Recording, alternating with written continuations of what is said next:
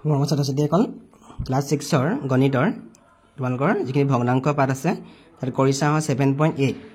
তাৰ প্ৰশ্নখিনি চাওঁ আমি তলৰ ভগ্নাংককেইটা তুলনা কৰা প্ৰথমটো দিছে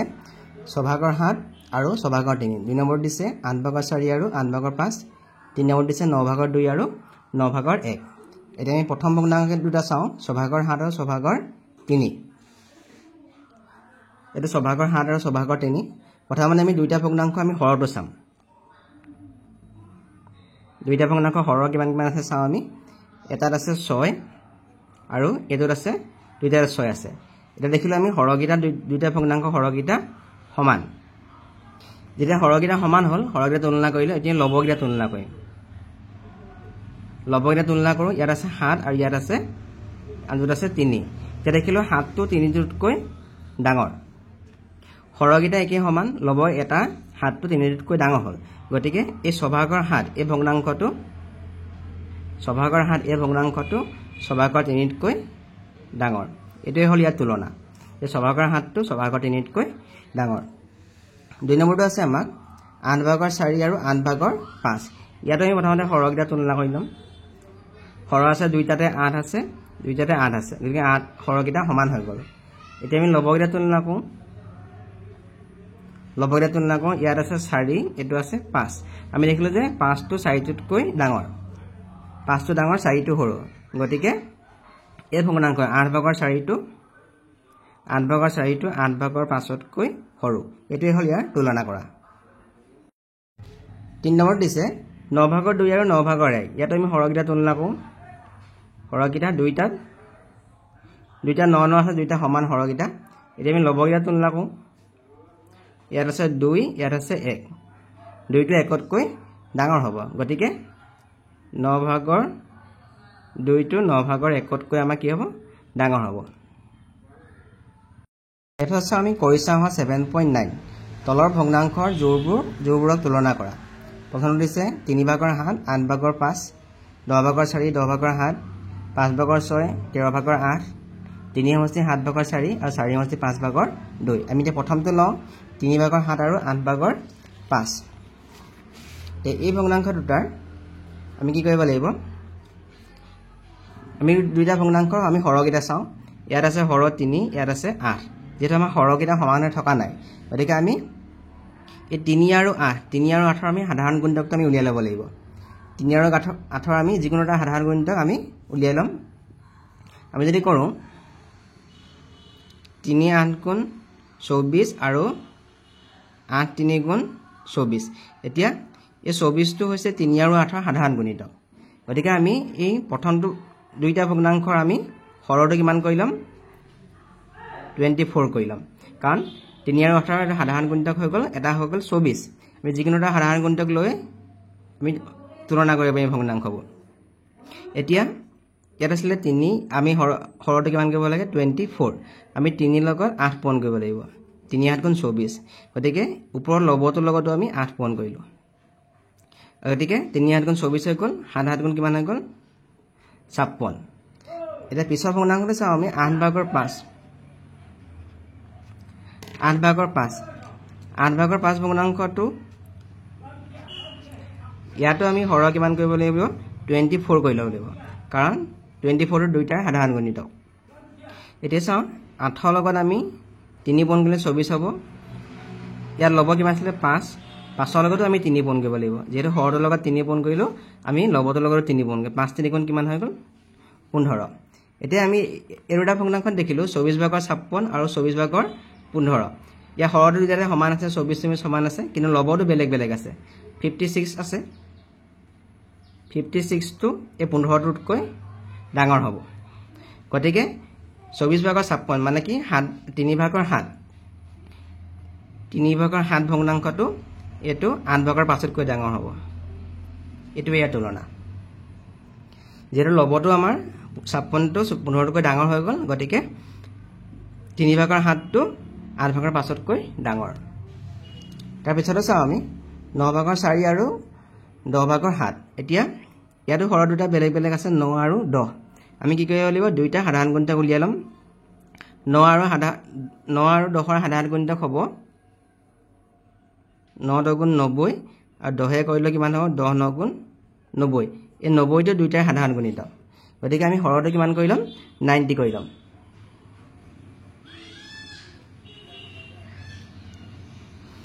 এতিয়া যেহেতু হৰটো 90 কৰিব লাগিব 90 কৰি ল'ব লাগিব গতিকে 9 লগত কিমান পূৰণ কৰিব লাগিব 10 9 লগত 10 পূৰণ কৰিলে 90 হ'ব গতিকে এই লবটোৰ লগতো আমি যেহেতু হৰটোৰ লগত 10 পূৰণ কৰিলোঁ এই লব 4 লগতো আমি কি পূৰণ কৰিব লাগিব 10 পূৰণ কৰিব লাগিব 4 গুণ হৈ গ'ল 40 পিছৰ পূৰ্ণাংশটো চাওঁ আমি 10 ভাগৰ 7 ইয়াতো আমি হৰটো কিমান কৰিব লাগিব 90 যেহেতু আমি হৰটো একে সমান কৰিব লাগিব এতিয়া 10 লগত কিমান পূৰণ কৰিব লাগিব 9 10 লগত 9 পূৰণ কৰিলে 90 পাম আকৌ এই 7 লগতো গতিকে 9 পূৰণ কৰিব লাগিব 7 9 গুণ কিমান হৈ গ'ল 63 এতিয়া দুইটা ভগ্নাংশত হৰটো সমান সমান হৈ গ'ল কিন্তু লবটো বেলেগ বেলেগ আছে এটো 40 আছে এটো 63 আছে যেহেতু এই 40 টো 63 তকৈ সৰু 40 টো 63 তকৈ সৰু গতিকে 40 টো 63 তকৈ সৰু তাৰ মানে এটো ডাঙৰ 90 ভাগৰ 63 90 ভাগৰ 63 মানে কিমান 10 ভাগৰ 7 গতিকে 10 ভাগৰ 7 টো 9 ভাগৰ 4 তকৈ ডাঙৰ হ'ব এটি হল ইয়াৰ তুলনা 3 নম্বৰটো আছে 5 ভাগৰ 6 আৰু 13 ভাগৰ 8 ইয়াৰ হৰগিটা বেলেগ বেলেগ 5 আৰু 13 আছে গতিকে আমি দুইটা সাধাৰণ গুণিতক উলিয়াই লম 5 আৰু 13 সাধাৰণ গুণিতক হৈ যাব 5 13 গুণ 65 আকৌ 13 5 গুণ 65 65 টো হল দুইটাৰ সাধাৰণ গুণিতক 5 আৰু 13 সাধাৰণ গুণিতক গতিকে আমি হৰটো কিমান কৰিম 65 প্ৰথমটো আছিল 5 ভাগৰ 6 আমি ইয়াত হৰটো কৰিব লাগে 65 তে 5 ৰ লগত কিমান পূৰণ কৰিলে 65 হ'ব 5 ৰ লগত 13 পূৰণ কৰিব লাগিব 5 ৰ লগত আমি 13 পূৰণ কৰিম যেহেতু আমি হৰটোৰ লগত 13 পূৰণ কৰিলো আমি লবটোৰ লগতো 13 পূৰণ কৰিব লাগিব 6 লগত 13 পূৰণ কৰিলে 78 হ'ব 78 পিছৰ পূৰ্ণাংশ 13 ভাগৰ 8 13 ভাগৰ 8 আমি পাতি লৈছো ইয়াত আমি কিমান কৰিব লাগিব হৰটো 65 আমি 13 লগত কিমান পূৰণ কৰিলে 65 হ'ব 5 পূৰণ কৰিলে 65 হ'ব গতিকে 8 লগত আমি কিমান পূৰণ কৰিব লাগিব এই লবটোৰ লগতো 5 পূৰণ কৰিব লাগিব 8 5 গুণ কিমান হৈ গ'ল 40 এটা কি দেখিলো আমি ইয়াত দুইটাতে হৰটো 65 সমান আছে কিন্তু লবটো কি হ'ল ইয়াত 78 আছে ইয়াত কিমান আছে 40 আছে 78 টো 40 তকৈ 78 টো 40 তকৈ ডাঙৰ তাৰ মানে 65 ভাগৰ 78 65 ভাগৰ 78 টো এটো কাটকৈ ডাঙৰ হ'ব 65 ভাগৰ 40 তকৈ ডাঙৰ হ'ব এতিয়া 65 ভাগৰ 78 মানে কিমান পাইছিলো আমি 5 ভাগৰ 6 গতিকে 5 ভাগৰ 6 টো 13 ভাগৰ 8 তকৈ ডাঙৰ এটো হল তুলনা 5 ভাগৰ 6 টো 13 ভাগৰ 8 তকৈ ডাঙৰ তাৰ মানে 65 ভাগৰ 78 মানে কিমান 65 ভাগৰ 78 মানে 5 ভাগৰ 6 আছিল গতিকে আমি ইয়াত 5 ভাগৰ 6 টো 13 ভাগৰ 8 তকৈ ডাঙৰ পিছৰটো কৰো আমি 3 সমষ্টি 7 ভাগৰ 4 আৰু 5 সমষ্টি 5 ভাগৰ 2 এতিয়া এটো মিশ্ৰ ভগ্নাংশ হৈ আছে মিশ্ৰ ভগ্নাংশটো আমি অপ্ৰকৃত ভগ্নাংশত লিখি ল'ব লাগিব এতিয়া 3 সমষ্টি 7 ভাগৰ 4 এটা আমি অপ্ৰকৃত ভগ্নাংশত লিখিলে এনেকৈ হ'ব এই পূৰ্ণ সংখ্যাটো এই 3 টো এই হৰটোৰ লগত পূৰণ হ'ব তাৰ পিছত ওপৰত থকা লবটো যোগ হ'ব তাৰ মানে 3 7 গুণ 21 যোগ 4 তাৰ মানে হৈ গ'ল 7 ভাগৰ 25 তাৰ পিছতো আছে আমি 5 সমষ্টি 5 ভাগৰ 2 5 সমষ্টি 5 ভাগৰ 2 মানে হৈ গ'ল এটো 5 পূৰ্ণ সংখ্যাটো এই হৰটোৰ লগত পূৰণ হ'ব যোগ 2 5 5 গুণ হৈ গ'ল 25 যোগ 2 তাৰ মানে 27 5 ভাগৰ 27 এতিয়া আমি এই দুটা ভগ্নাংশ তুলনা কৰিম 7 ভাগৰ 25 আৰু 5 ভাগৰ 27 এতিয়া চাও ইয়াত হৰ আছে 7 ইয়াত হৰ আছে 5 7 আৰু 5 ৰ সাধাৰণ গুণিতক কিমান হ'ব 7 আৰু 5 ৰ সাধাৰণ গুণিতক হ'ব 35 7 5 গুণ 35 আৰু 5 7 গুণ 35 আমি এতিয়া এই দুইটা ভগ্নাংশৰ হৰটো কিমান কৰিব লাগিব 35 কৰিম এই প্ৰথম ভগ্নাংশটো পাতিলো 7 ভাগৰ 25 টো পাতিলো ইয়াত 7 ভাগৰ 25 আমি হৰটো কিমান কৰিব লাগিব 35 কৰিবলৈ হলে আমি 7 টোৰ লগত 5 পূৰণ কৰিব লাগিব 7 5 গুণ 35 গতিকে ওপৰৰ 25 টোৰ লগতো আমি 5 পূৰণ কৰিম 25 ৰ লগত 5 পূৰণ কৰিলে কিমান হৈ গ'ল 125 তাৰপিছতো আছিলে 5 ভাগৰ 27 ইয়াত আমি কি কৰিব লাগিব হৰটো কিমান কৰিব লাগিব 35 আমি 5ৰ লগত 7 পূৰণ কৰিলে 35 হ'ব গতিকে ওপৰৰ লবটো কিমান আছিল 27 তাৰ লগত আমি 7 পূৰণ কৰিব লাগিব 7 গুণ 49 9 কৰিব 4 7 দুগুণ 14 4 কিমান হ'ব 18 189 আমি ইয়াত দেখিলো 35 হৰটো একে সমান আছে কিন্তু ইয়াত আছে 125 189 তাৰমানে 125 to 189 কৈ সৰু তাৰমানে 7 ভাগৰ 25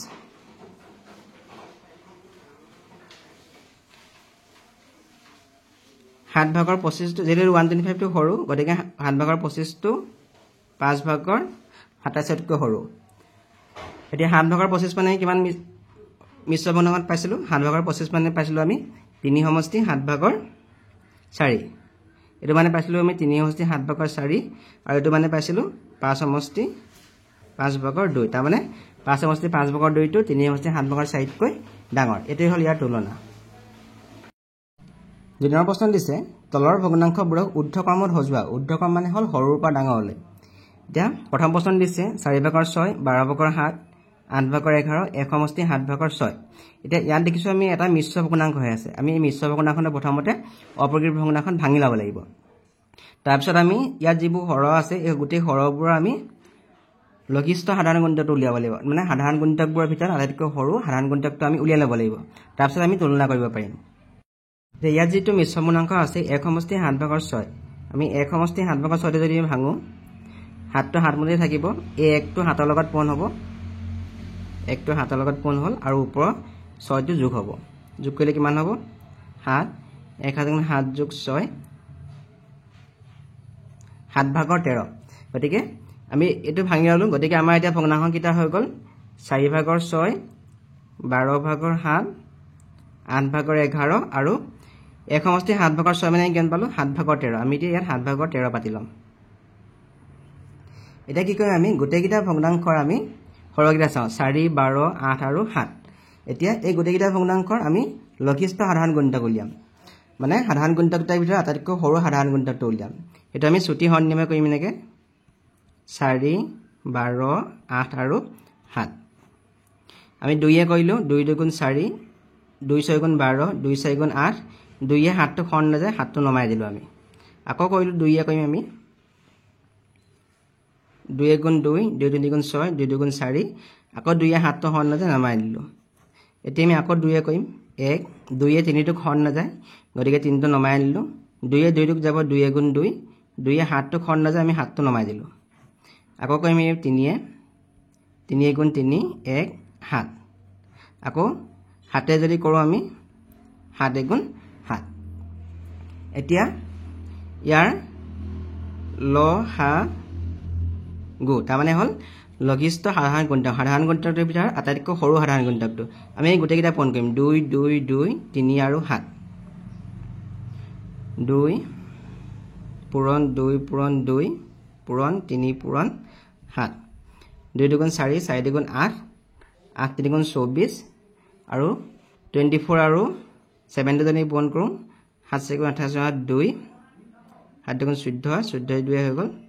16 168 হৈ যাব তাৰ মানে এই গোটেই কিটা সংখ্যাৰ লখাও কিমান হ'ব 168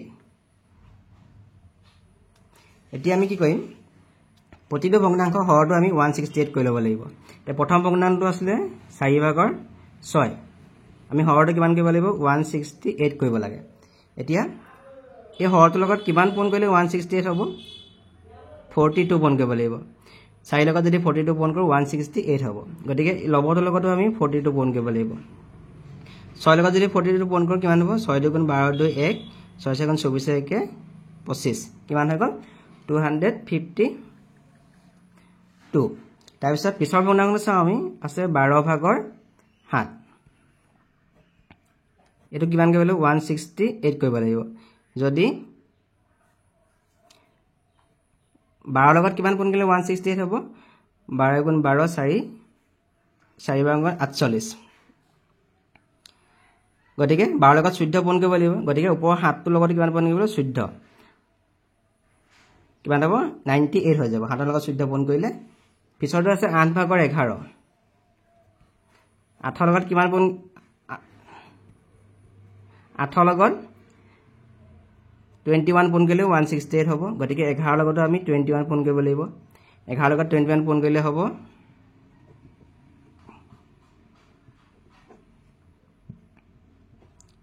231 হৈ যাব তাৰপিছত চাওঁ 7 ভাগৰ 13 আছে আমি হেতু পাতি ল'ব লাগিব 7 ভাগৰ 13 এতিয়া হেতু আমি 168 কৰিব লাগে 7 লগত 7 দুগুণ 14 7 4 গুণ 7 লগত 24 পোন কৰিব লাগিব গতিকে আমি 13 লগতো 24 পোন কৰিব লাগিব আমি 13 লগত যদি 24 পোন কৰোঁ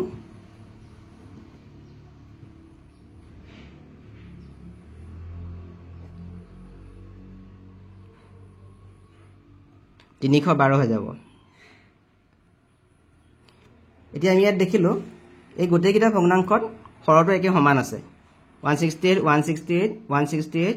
168 এতিয়া চাও আমি তে লবগিটা তুলনা কৰো লবগিটা আটাইতকৈ সৰু কোনটো 98 টো সৰু গতিকে 12 ভাগৰ 7 টো একেবাৰে সৰু হ'ব 168 ভাগৰ 98 তাৰ মানে 12 ভাগৰ 7 টো একেবাৰে সৰু তাৰ পিছত সৰু হ'ব 231 টো 168 ভাগৰ 231 টো আসল সৰু হ'ব যে হৰটো সমানে আছে 98 এৰ পিছত 231 টো হ'ব 231 মানে 8 ভাগৰ 11 গতিকে আমি লিখিম ঊৰ্ধ্বক্ৰমটো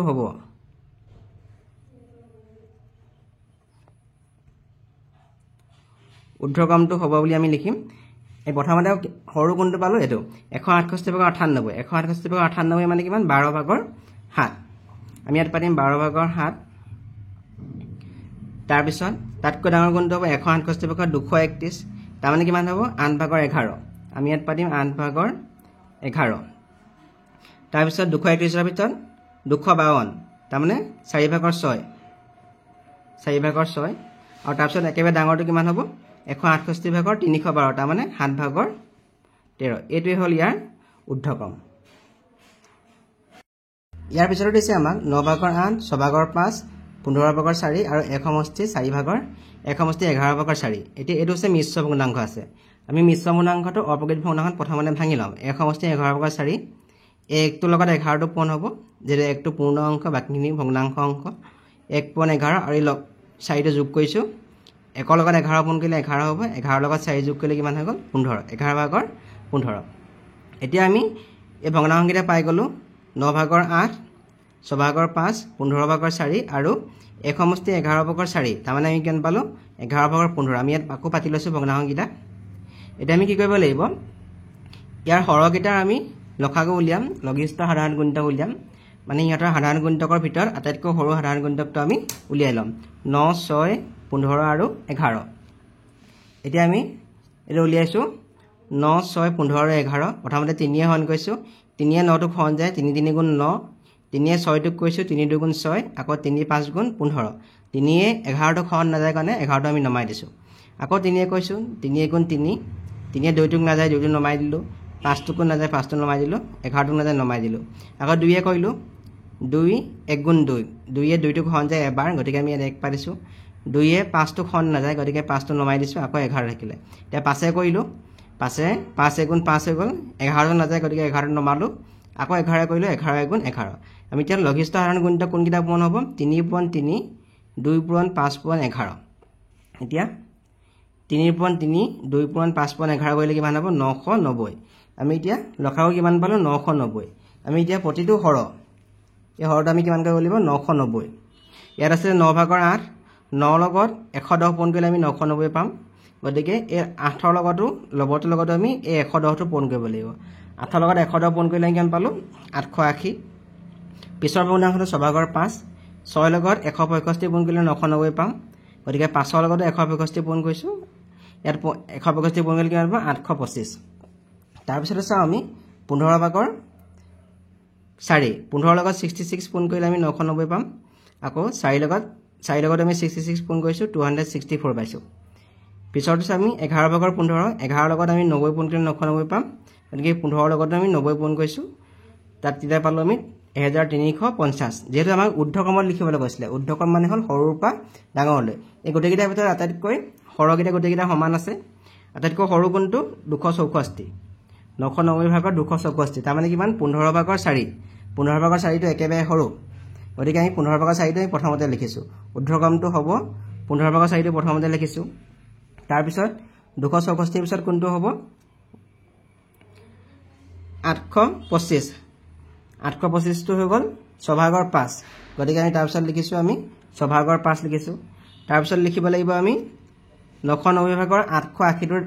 ডাঙৰ আছে গতিকে 9 ভাগৰ 8 গতিকে আমি ইয়াত লিখিছো 9 ভাগৰ 8 আৰু একেবাৰে ডাঙৰটো হ'ল 990 ভাগৰ 1350 তাৰ মানে কিমান 11 ভাগৰ 15 গতিকে শেষত লিখিছো আমি 11 ভাগৰ 15 এটো হৈছে ইয়াৰ ঊৰ্ধ্বক্ৰম তলৰ ভগ্নাংশবোৰ অৰ্ধক্ৰমত সজোৱা অৰ্ধক্ৰম মানে হ'ল ডাঙৰৰ পৰা সৰুলৈ এক নম্বৰ দিছে ইয়াত দুটা দিছে এতিয়া 3 নম্বৰ 1 টো দিছিলে এটো 15 ভাগৰ 16 10 ভাগৰ 7 5 ভাগৰ 4 আৰু 1 সমষ্টি 13 ভাগৰ 2 এতিয়া ইয়াৰ মিশ্ৰ ভগ্নাংশত আছে 1 সমষ্টি 13 ভাগৰ 2 গতিকে আমি ভাঙি লৈছো 1 সমষ্টি 13 ভাগৰ 2 মানে কিমান 1 পূৰণ 13 আৰু 2 টো যোগ হ'ব 13 গুণ 13 13 2 কিমান হ'ব 15 13 ভাগৰ 15 গতিকে আমাৰ ভগ্নাংশ কিটা হ'ল 15 ভাগৰ 16 10 ভাগৰ 7 5 ভাগৰ 4 আৰু 1 সমষ্টি 13 ভাগৰ 2 মানে 13 ভাগৰ 15 আমি পাতি লৈছো এতিয়া ইয়াৰ হৰগিটা আমি লখাগু উলিয়াম 15 10 5 আৰু 13 এটা আমি কৈছো 15 10 5 আৰু 13 5 3 গুণ 15 5 2 গুণ 10 5 গুণ 5 13 টো নামি আহিলে 2 এ কৈলো 2 গুণ 2 3 আৰু 13 টো নামি আহিলে 3 এ কৈলো 3 গুণ 3 আৰু লাষ্টত 13 কৈলো 13 গুণ 13 তাৰ মানে লখাগু কিমান হ'ব 5 পূৰণ 2 3 পূৰণ 13 5 পূৰণ 2 3 পূৰণ 13 কৰিলে কিমান হ'ব 390 গতিকে লখাগু কিমান হ'ল 390 আমি হৰটো কিমান কৰিব লাগিব 390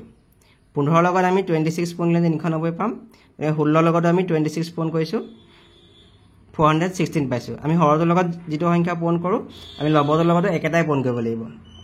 তাৰ পিছত এটো 10 ভাগৰ 7 আছে 10 লগত 39 পূৰণ কৰিলে 390 পাম গতিকে 7 লগত 39 পূৰণ কৰিছো 273 পাইছো তাৰ পিছত 5 ভাগৰ 4 আছে 5 ভাগৰ 5 লগত 78 পূৰণ কৰিলে 390 পাম গতিকে 4 লগত 78 পূৰণ কৰিছো 312 হৈছে 13 লগত 30 পূৰণ কৰিলে আমি 390 পাম তে 15 লগত 30 পূৰণ কৰিছো 450 হৈছে গতিকে ইয়াত যেটো অৰ্ধক্ৰম কৈছে ইয়াত একেবাৰে ডাঙৰ ভগ্নাংশ কোনটো আছে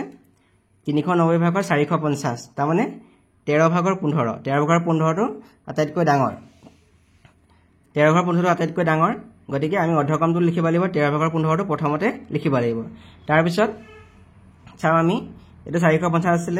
তাতকৈ সৰুটো কিমান আছে 416 390 ভাগৰ 416 তাৰ মানে কিমান 15 ভাগৰ 16 তাৰ পিছত আমি লিখিব লাগিব অৰ্ধক্ৰমত 15 ভাগৰ 16 তাৰ পিছত আমি লিখিম 390 ভাগৰ 312 312 মানে কিমান 390 ভাগৰ 312 মানে 5 ভাগৰ 4 আমি ইয়াত লিখিম 3 নম্বৰত লিখিম 5 ভাগৰ 4 আৰু একেবাৰে শেষত লিখিম 10 ভাগৰ 7 10 ভাগৰ 7 মানে আছিল 390 ভাগৰ 273 গতিকে একেবাৰে শেষত আমি 10 ভাগৰ 7 টো আমি লিখিম তাৰ পিছৰ প্ৰশ্ন দিছে 7 ভাগৰ 5 14 ভাগৰ 11 21 ভাগৰ 14 আৰু 2 সমষ্টি 7 ভাগৰ 3 ইয়াত দেখিছো 2 সমষ্টি 7 ভাগৰ 3 টো মিশ্ৰ ভগ্নাংশত আছে আমি এটো অপকৃত ভগ্নাংশত ভাঙি লম 2 সমষ্টি 7 ভাগৰ 3 2 পূৰণ 7 যোগ 3 2 7 গুণ 14 14 3 কিমান আছে 17 গতিকে ভগ্নাংশ কিটা হ'ব 7 ভাগৰ 5 14 ভাগৰ 11 21 ভাগৰ 14 আৰু 7 ভাগৰ 17 এতিয়া আমি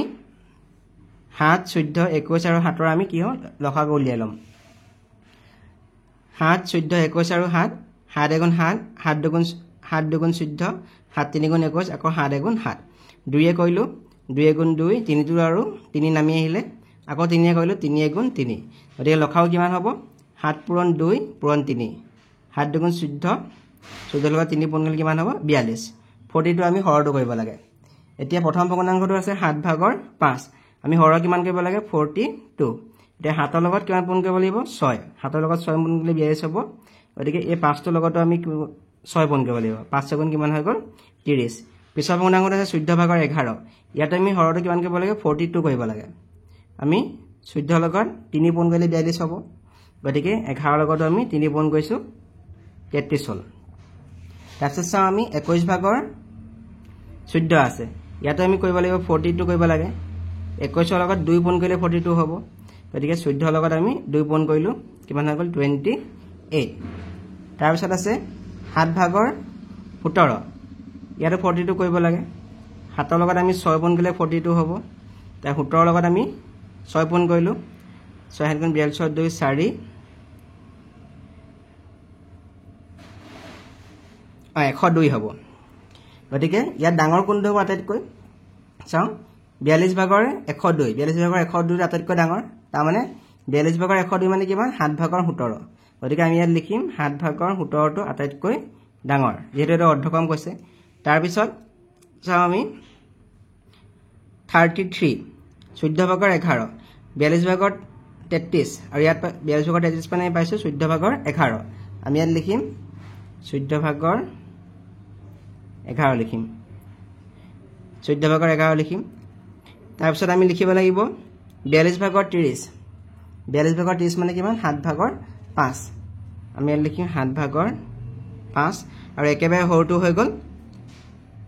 21 ভাগৰ 14 টা মানে 42 ভাগৰ 28 টো একেবাৰে সৰু গতিকে 21 ভাগৰ 14 টো আমি লিখিম এটো হৈছে ইয়াৰ অৰ্ধক্ৰম